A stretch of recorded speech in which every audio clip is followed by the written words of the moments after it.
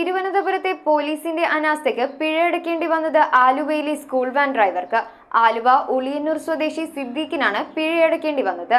Case കോടതിക്ക് കൈമാറിയെന്നും തിരുത്താൻ നടപടിക്രമങ്ങൾ ഏറെയുണ്ടെന്നും പോലീസ് അറിയിച്ചതിനെ തുടർന്ന് ഇതിനു ചെലവേറുമെന്നതിനാൽ ചെയ്യാത്ത കുറ്റത്തിന് സിദ്ദീഖ് പിഴയടക്കുകയായിരുന്നു.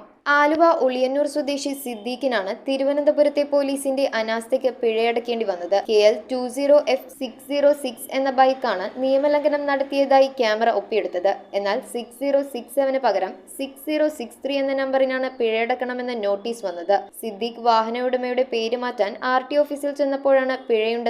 തുടർന്ന് തന്റേത് സ്കൂൾ വാഹനമാണെന്നും ചിത്രത്തിലുള്ളത് ബൈക്കാണെന്നും ചൂണ്ടിക്കാട്ടിയപ്പോൾ തിരുവനന്തപുരം പോലീസുമായി ബന്ധപ്പെടാനായിരുന്നു നിർദ്ദേശം. എന്നാൽ കേസ് കോടതിക്ക് കൈമാറിയെന്നും തിരുത്താൻ നടപടിക്രമങ്ങൾ ഏറെയുണ്ടെന്നും പോലീസ് അറിയിച്ചു. ഇതിന് ചെലവേറുമെന്നതിനാൽ ചെയ്യാത്ത കുറ്റത്തിന് സിദ്ദീഖ് 250 രൂപ പിഴയടക്കുകയായിരുന്നു.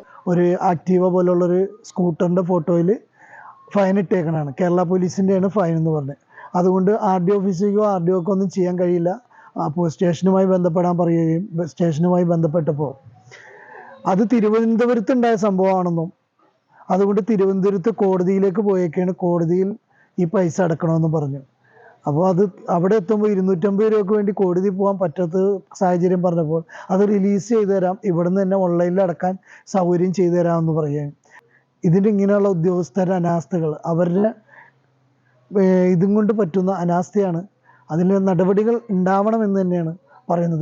ഇതിന്റെ പരാതി പോകാൻ തന്നെയാണ് എന്റെ തീരുമാനം. News bureau, Aluva. Kopparambil ayurvedic hospital and research centre. ഉഴിച്ചിൽ, lumbar spondylitis, cervical spondylitis, disc bulging കൊണ്ടുണ്ടാവുന്ന ബുദ്ധിമുട്ടുകൾ എന്നിവ ചികിത്സിക്കാൻ വിദഗ്ധരായ ഡോക്ടർമാർ. Kopparambil ayurvedic hospital and research centre.